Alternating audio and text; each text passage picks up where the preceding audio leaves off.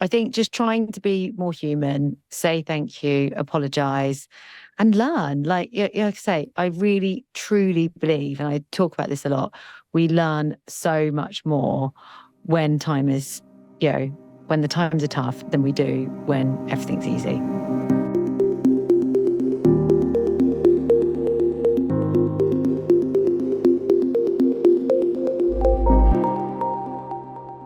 So welcome to the next episode of Exploring Emotional Overdraft. I am very excited to have with me today Katie Street from Street Agency. And the reason I say I'm excited is because Katie is known for her openness and authenticity and honesty.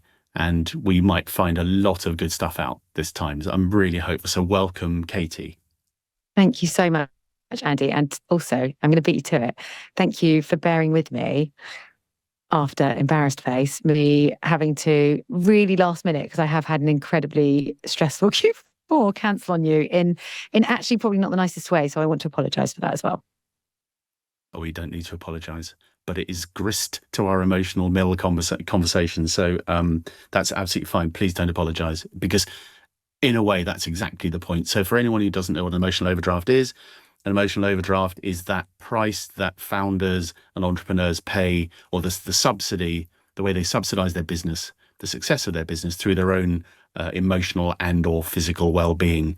And most people I say that to kind of understand, immediately relate to that, which is this sort of invisible line in your P&L. So you can look very successful and very profitable, but that profit has come at a cost. And quite often for the founder, it's come at their cost.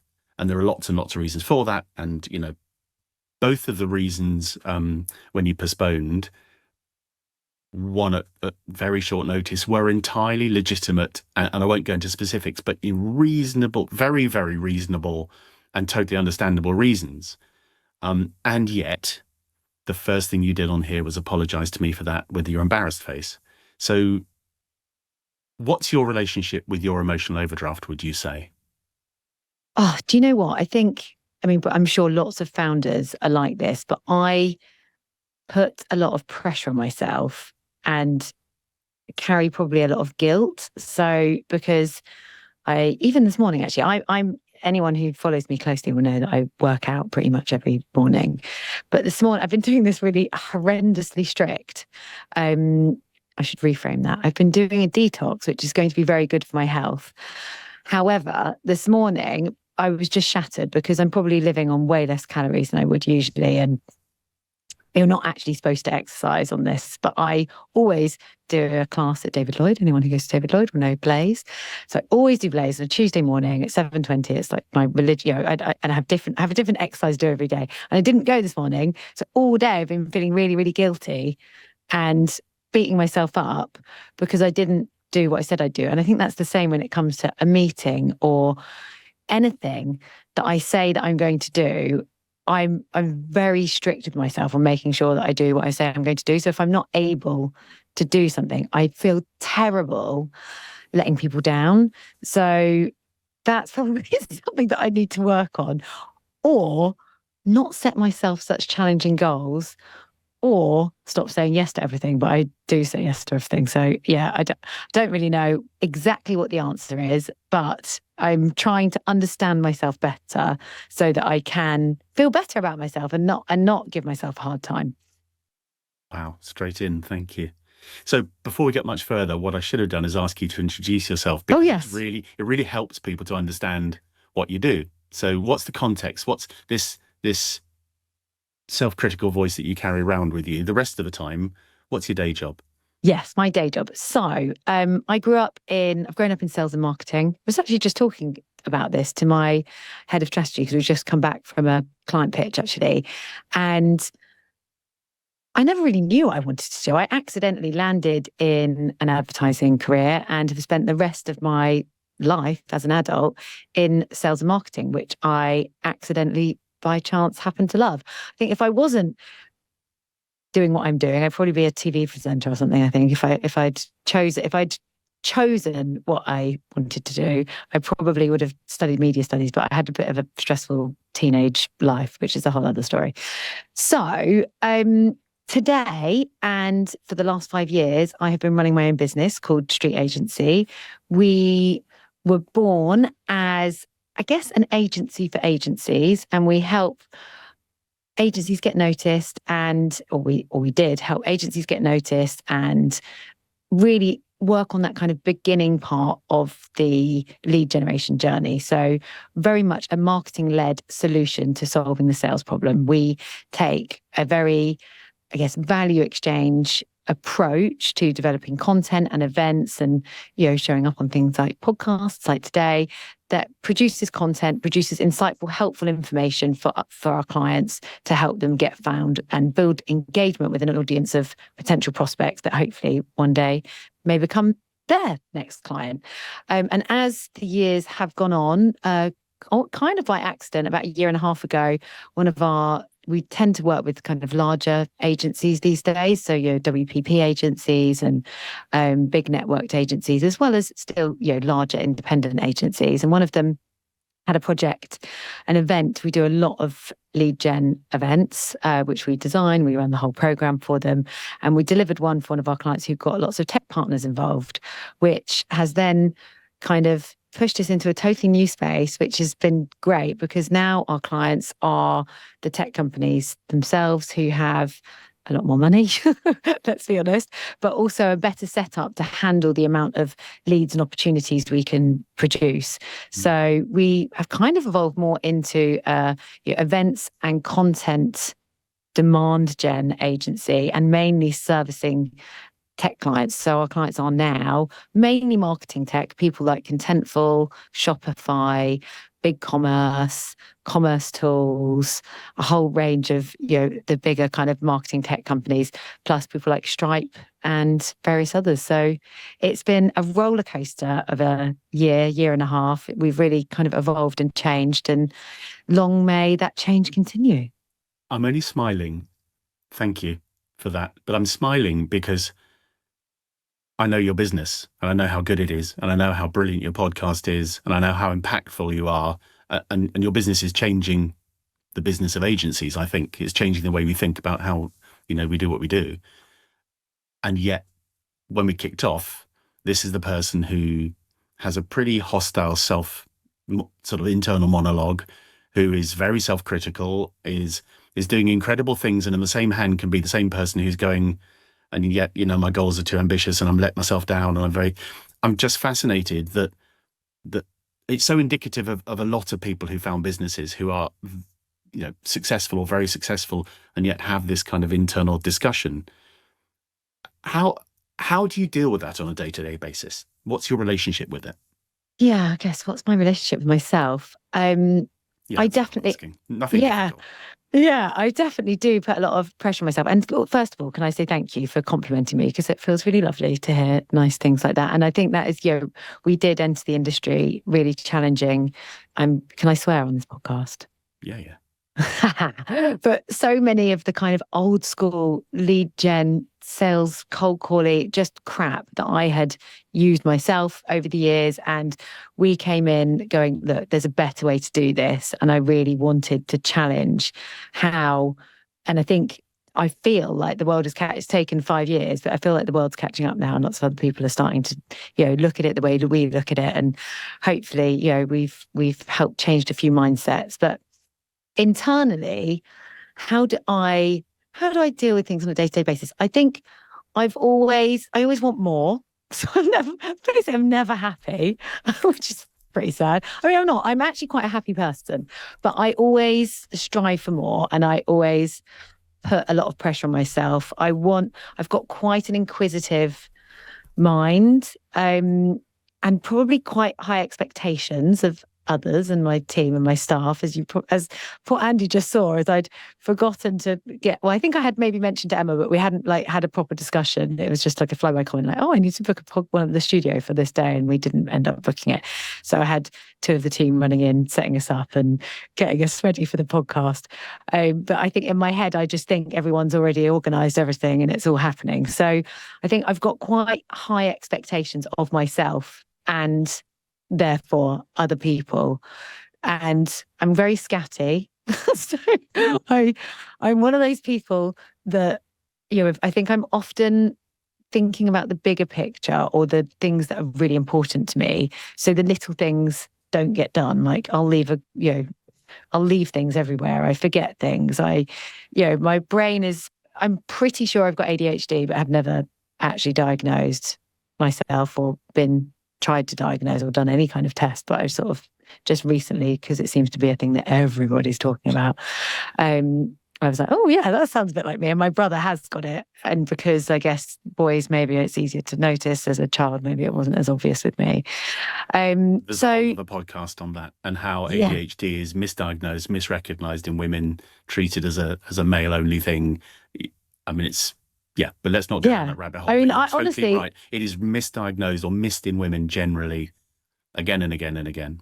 I need to go and get myself diagnosed. But I mean, I'm not sure what it would change. And actually, I think the things that I've just described, which sound a bit crap, let's be honest, are probably why I've been good at running a business and I've got the resilience and the strength and the drive and ambition to keep going when it feels really, really tough. And last year, as I'm sure it was for lots of businesses, was incredibly tough for me and Street. It was, you know, way harder than any other year that I've been in business. Financially, it hasn't been the easiest of years. And I've never had any funding. I have no other shareholders. I launched the business just by starting freelancing kind of thing, really, contracting. And then, it just kind of scaled from there.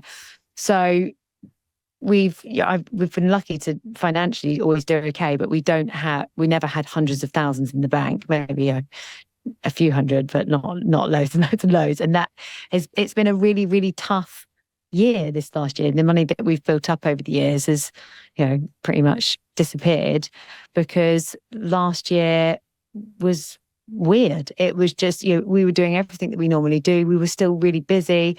Just people weren't making decisions, budgets weren't getting signed off. But that's meant we did actually win 5 new clients in December. So we've got an incredibly busy January, and the stress that I much prefer, which is how on earth are we actually going to do all of this work? But yeah, I think I'm resilient and I'll keep going. And I think the point I was going to make there was I actually sat down with my life coach. So I'm very American. I'm doing a detox and I've got a life coach. I'm so LA. I'm a massive advocate of the personal board, and a life coach is sitting right in there. So well done. Great. Yeah, it's been a big game changer for me, actually. And she said, Katie, and I probably don't do this enough, and I'm sure a lot of business owners don't, she was like, you should be really proud of what you've navigated this year because it's been really stressful. You've had to take some really big risks and you've done it and you've made it, and I did. I've had, for the first time in the business, I've had to take out a loan. I've had to do things that I didn't want to do, but I did it and luckily did them just at the right time. That has meant that we've, been able to ride a bit of a storm, which lots of people did. And I know Q4 has been tough for many in 2023. And here I am, still standing, still going, and in a really good position actually as we start 2024. So it's worked out for the best, but it felt really scary at times. I told you it would be authentic, everybody, didn't I? This is what we're getting. Thank you for sharing that. I suppose as you were talking, I was wondering about that advice that you got from your life coach. How good are you at taking that advice? How good are you at stopping and recognizing how well you've done and taking that moment and just a heartbeat to go, actually, it was a tough year, but we got through it and we learned these lessons and we've done some amazing stuff and now we're reaping the benefits of that. Are you good at that, or do you have to force yourself, or do you not at all? I mean, I would say I'm getting better and I really try to recognize those compliments and definitely I do. I probably wouldn't have recognized it if someone hadn't told me. So I'm good at, if someone says to me, Katie, well done, you've done really, like that was hard. I'd be like, oh yeah, it was really hard. But I think that's because I had quite a traumatic childhood and I'm used to hard. So it doesn't feel hard. It does feel hard, but I almost excel in those really tough situations because for me, that kind of, right, I've got to fight for everything. I've got to make this work. I probably actually get quite a thrill out of it, and it feels good. So I don't necessarily go, oh yeah, it was brilliant. I was like, yes, I got through, I survived, woo, whew, I'm in. Like it So doesn't, if I it's don't, not tough, is it not legitimate? oh, that's a great question. I mean, of course it is, but But that's the expected answer. yeah, of course it is. But do you learn as much when it's not tough?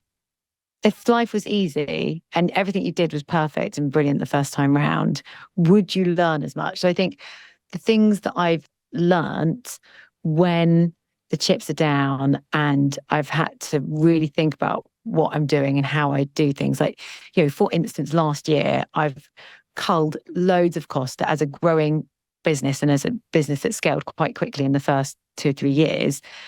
We just had acquired loads of costs and just were paying for stuff that I just didn't even need to pay for. So just having that detox was like, do you know what?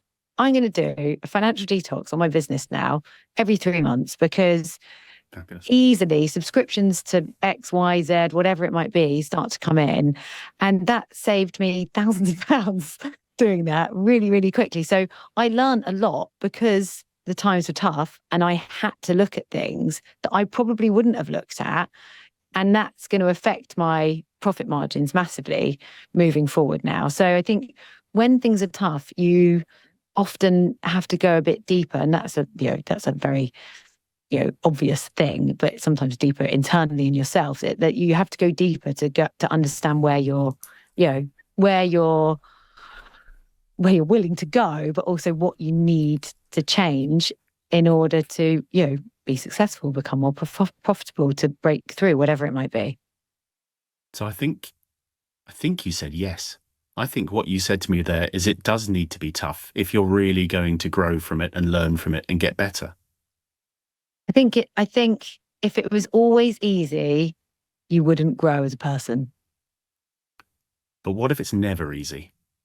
What if you're seeking the difficult all the time? Yeah, which I probably do, to be I don't know. I'm fair. not saying that, but I just wonder, there are I mean, people that feel exactly like you do and who'll be listening to this going, that's right. If it's not hard, there's that lovely story about Pixar, and I keep repeating it, but it's so great, with Toy Story 2, where it was massively successful. Um, but Pixar internally regarded that as a failure because mm, they hadn't had enough failure whilst they were making the film. And if they're not failing, they're not pushing it hard enough. Their view was, if you're not failing, you're not actually trying hard enough. So it did incredibly well, better than Toy Story. yeah. But they didn't feel they failed enough, and they could have made a better film. So that's a mentality that you're describing, I think. Yeah, I mean, I am very much like that, although I hate failing. Does that make sense? Like, Okay. whatever we do, our values at Street, we've been working on recently, actually. In fact, I was supposed to do a workshop with the team to present them back this afternoon, and then life got busy and we haven't done it. But one of them is about being extra. And this is a good represent. If I had one word to describe myself, it would be extra, because I just am a bit extra at everything, which I quite like about myself, actually. But Good. when we're thinking about anything we're doing, I always want us to be seen as the best, the extra. What extra? Okay, this is what we need to do to be good. But what do we do to be brilliant, to be excellent, to take it up a notch? What extra things could we do? How could we surprise and delight our clients to deliver more than they expect? So that's a big thing for me. It's that, I want our results to always be the best. And that means, and I feel really confident heading into, we pick up a lot of the work we do at the moment is around these kind of lead gen events, as I mentioned earlier. And we'll pick them up from other people who've absolutely messed them up, who they've done a lead gen event. I had a call from a client in like October, November. Oh my gosh, we've had only 2 prospects sign up to attend this lead gen event. They spent tens of thousands of pounds usually on this by the time you take into account the venue cost, the people, the speakers, whatever else it is. And they had 2 people show up on the day, or they had 2 people sign up and 1 person showed up or something. And I love taking on those because I know that I can do a bloody brilliant job. So I like a challenge in terms of, if someone else has failed at it, I'm super confident that we can do bloody brilliant job and deliver against it. I don't like failing, and I won't ever fail but I like the challenges and to challenge myself to make sure, I like to put myself in a tough position because I do actually feel pretty confident on the whole in myself that I am able to navigate that. I've yet, I mean, I've had some pretty shit things in life, like as in my husband went to prison when my daughter was 13 months old. Didn't know how I was going to get out of that one, but I did. I nearly got sent to prison, but I didn't go to prison. But that was slightly more out of my control. But when I'm able to impact things, I'm very confident in myself, and I trust myself that I know what to do, and I'll do the extra to get me there. So I'm going to keep scratching away at this thing because it's interesting and revealing. A lot of what you just said there was about you. How does that, and that's normal for a founder. It's, I have to do these things. I have to lead. How does that manifest itself in the people in your business? How do they behave and how do they respond to that? Well, I guess the true answer is all differently because everyone's different. But what I'm now trying to do is understand all of the individuals as a team, because we're still only a small team, better. So we've introduced things like disc profiling. So now everyone who joins, we do a disc profile, and so we can understand more about them and how they like to work and what motivates them and what doesn't motivate them. And then we're starting to map that against the whole company. So I can understand, and we can all understand how to get the best out of each other, because how I am now is probably quite stressful for a lot of people, because I have lots of ideas and I want to do everything yesterday, and that's not how everyone operates. And I've learned, being a leader, I've made lots of mistakes because I just sort of expect everyone to be like me. And actually, when we initially did disc profiling, which was probably in the first year of Street, and we've kind of now implemented it as more of an ongoing thing. When we did it back then, my entire leadership team had exactly the same profiles as me, pretty much. Well, people like ourselves we tend to, don't we? And then actually all of the delivery campaign teams and marketeers had really similar. So we've got like these two almost identical groups of apart from one person who's slightly outside. So that was quite interesting. And actually something, I do really believe in that Avengers Assemble. We need lots of different people in the team. So certainly, as much as I'm attracted to people like Katie, I'm trying to make sure that we pick, because we need those, more rational, balanced people. As much as I might be like, oh no, they're boring and it's not, they're holding me back. I need them in my team to be boring, considered. Rational people. What are they doing playing our games? Get out. Yeah, but we need that, as a business, I really need those people. So it is that Avengers Assemble piece. So I'm trying to get better at being a leader. I hate the word boss, by the way. I don't know. Katie's my boss. I'm like, no, please never say that. So I'm trying to be a better leader and learn, and also probably learning a lot from the mistakes that I've made, because, we have had, staff leave probably because they've been really stressed, because I'm probably quite stressful to work with sometimes. And that's so interesting, because you're saying that you don't like failing, and it sounded to me like you're almost saying you avoid. There's obviously specific situations, but you avoid putting yourself in a position where you might fail, or you take on jobs where you can do it.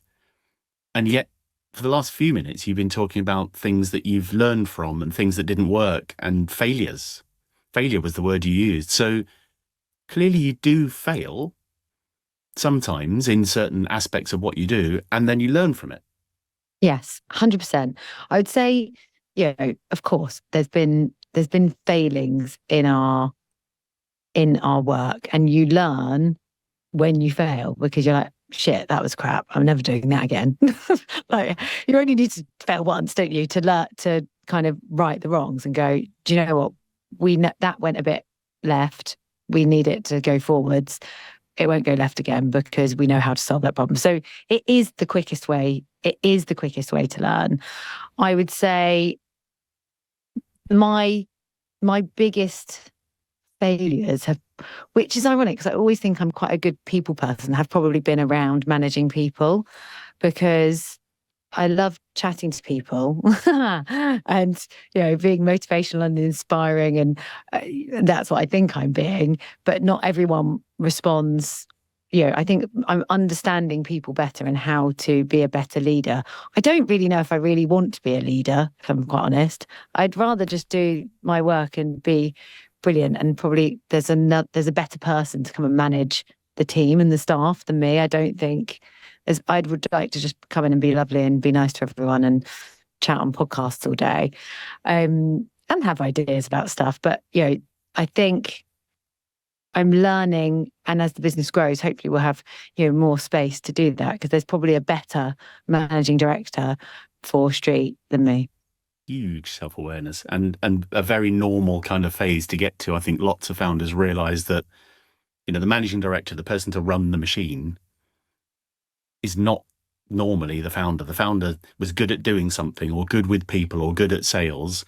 That doesn't normally make them necessarily a good MD, which is someone who is good at tinkering and running the machine and process and all those bits and pieces that you need to, and keeping people engaged and making all sorts of people feel supported. It's not always a founder's reflex. Yeah, I don't want to be an MD. I do want to be a founder.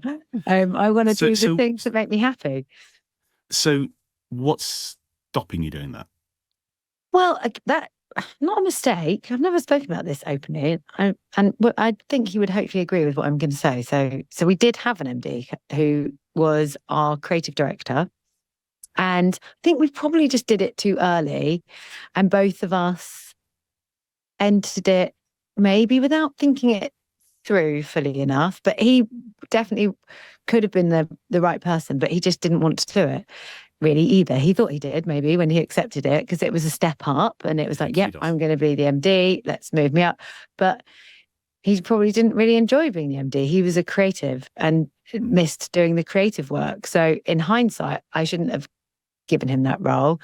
I also was then kind of not doing as much on the business as I could do, and was doing another startup, and there's all sorts going on.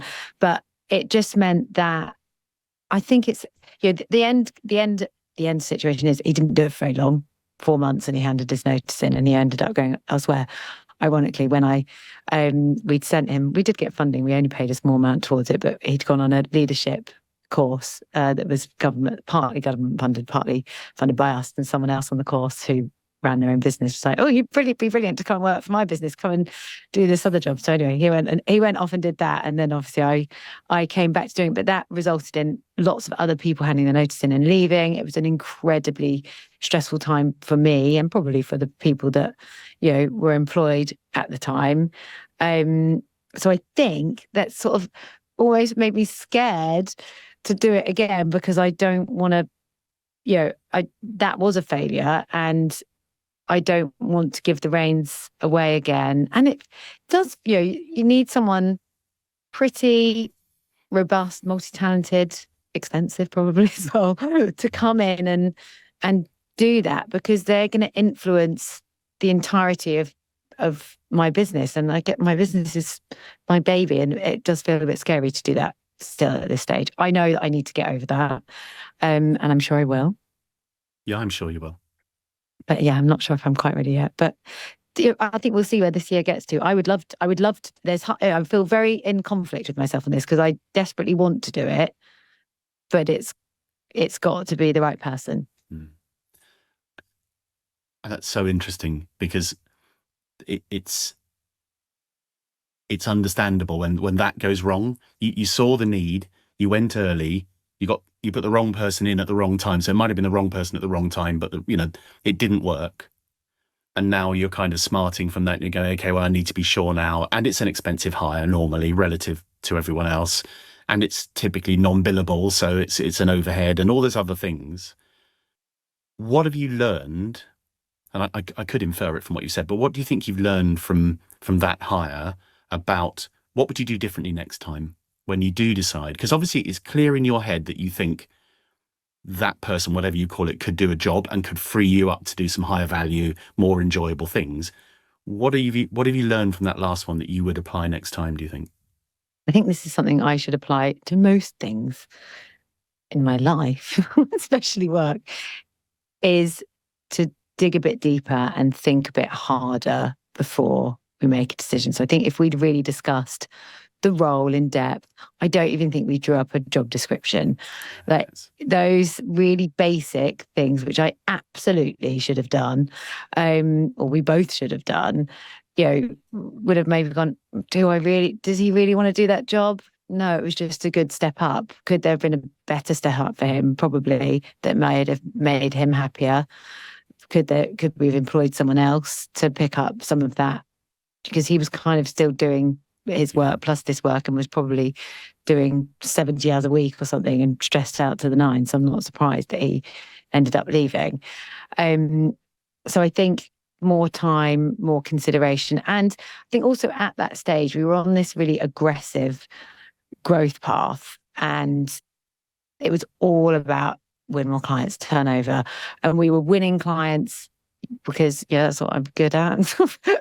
Marketing and new biz and sales is what my business does, and obviously therefore probably what I do quite well.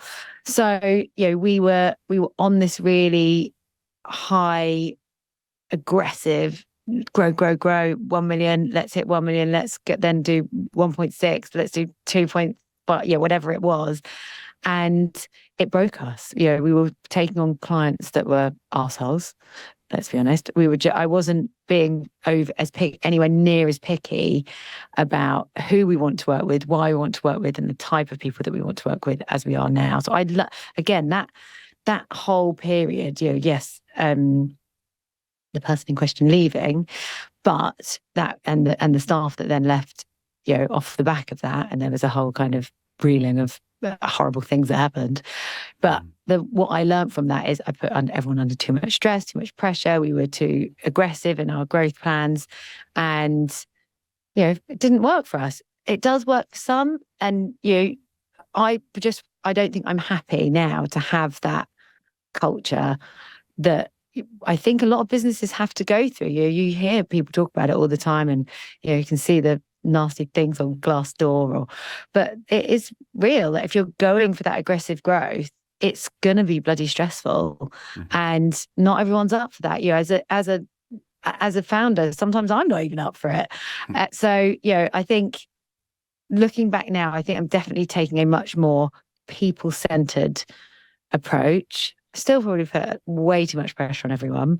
But we're trying to be, I'm trying to look at things with a much more human lens on everything, because at the end of the day, we're all here. I want everyone to be happy and to do great work and create. And look, the world isn't perfect. It's never going to be perfect. But if we can try to take a more human approach rather than money, grow. That's important. But actually, especially in the current economy, if last year taught me anything, actually this year I don't really care if we grow. I'll be quite happy, and we probably will land on. We've probably had quite the last 3 years. We've probably stayed about the same size. But if we're profitable this year, whereas last year we skimmed a profit, that's much better. And if I've got a fantastic team who are happy and we're doing great work, that's a much better place for me to be in than a stressed out team and, not even winning the clients that we really want to win, just winning clients because we need to win clients. You mentioned resilience earlier, and it sounds to me like you have found a different way to top up your resilience, which the measure of an emotional overdraft is your resilience. It's the currency of an emotional overdraft. And when you're deep in your emotional overdraft, your resilience is down, and your ability to respond rationally and logically and sensibly is we know what we're like when our resilience is just splattered all over the pavement. It sounds to me like you found a new way to protect your resilience, to be more resilient. And it's very different from it was 2 or 3 years ago by the sound of it.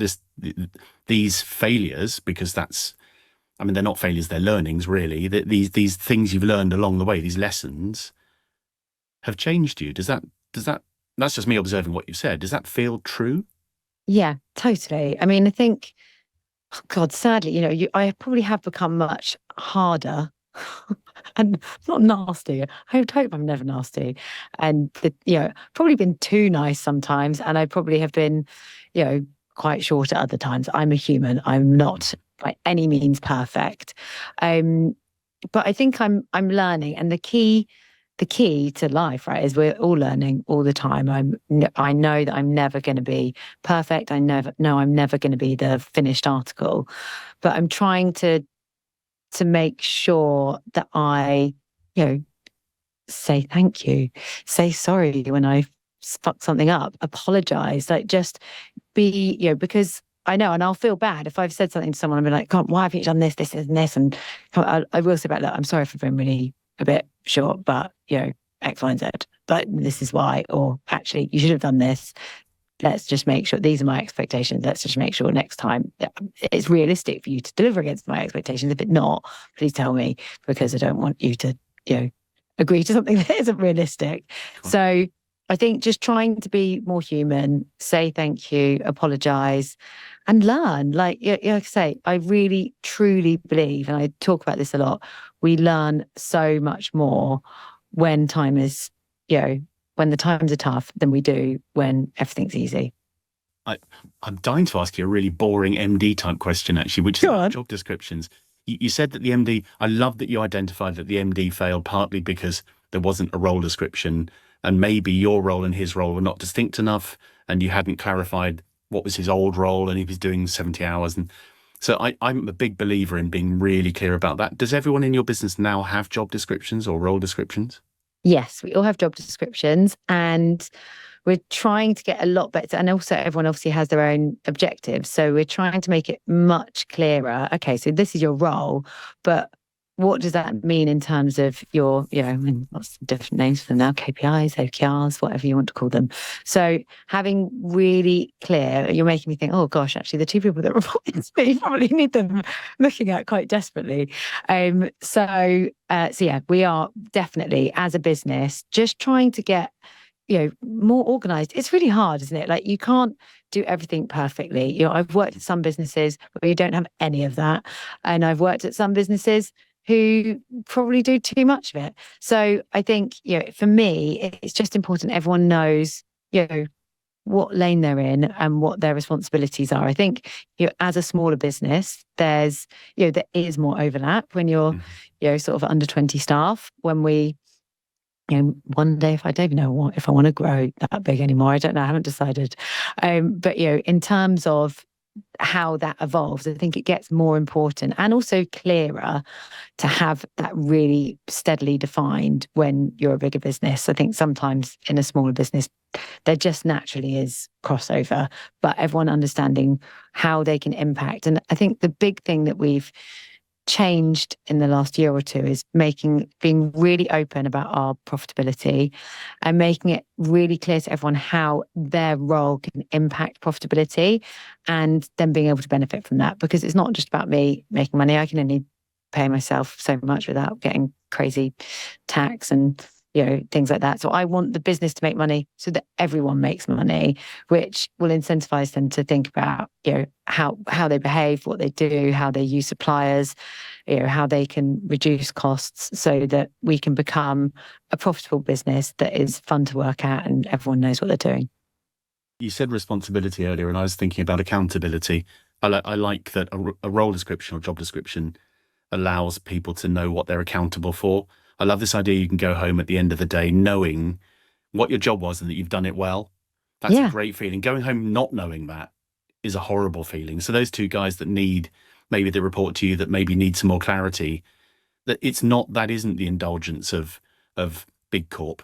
That is a smart play for any growing business, isn't it? Because you want them to know, not that they, it can be broad and it can be blurry, but for them to go home knowing they've smashed it that day and that you will know they smashed it is really important. Yeah, exactly.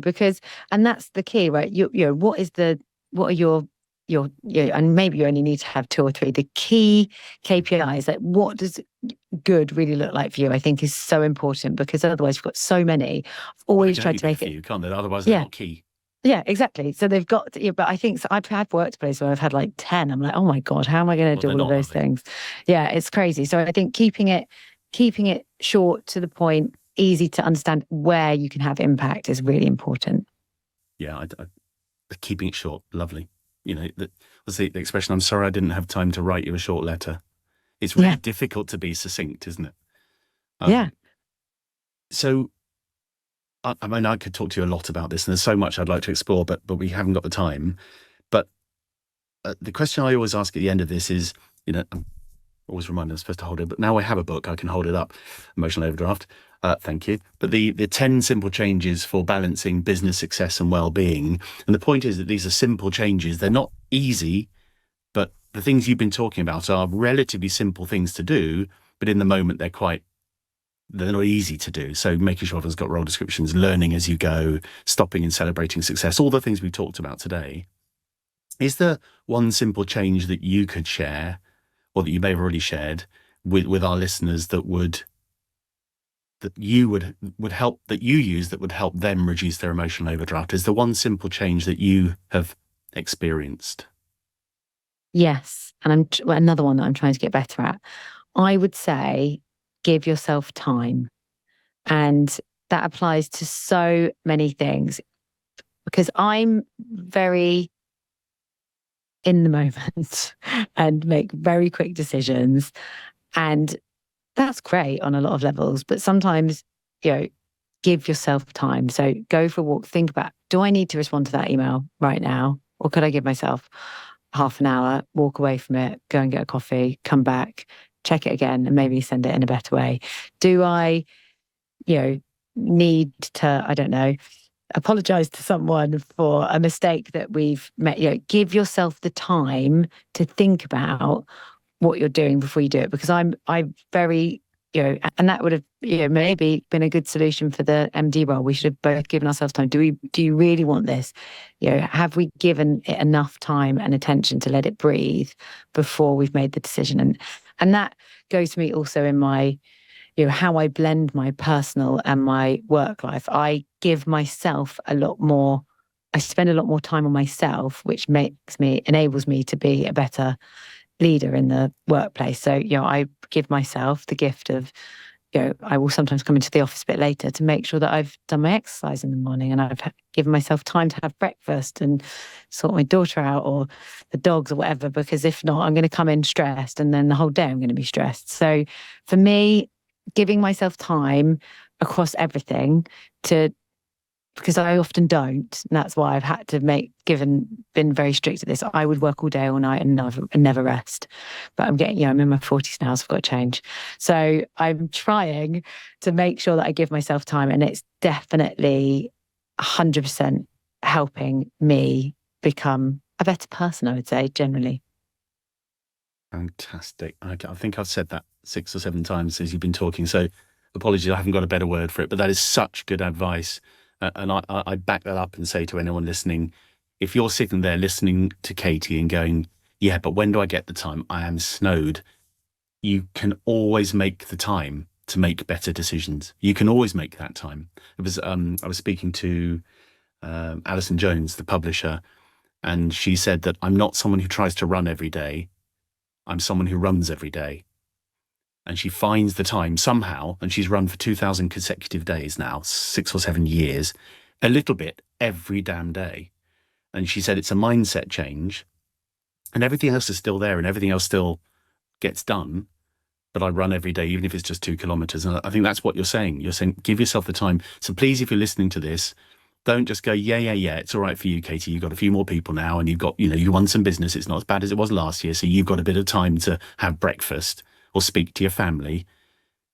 If that is your internal monologue right now, listen to what Katie's been saying. Go back and listen to this again, because you can find the time to just take a little bit longer and be a bit more considered.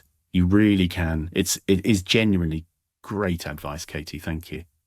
I think for me, it's it's the best thing I've done. And even when it was really tough and I was really worried, I still gave myself that time, because giving myself that time in the morning to exercise meant I turned up to work with a brighter mind, a better approach, a less stressed mind, and I did better work.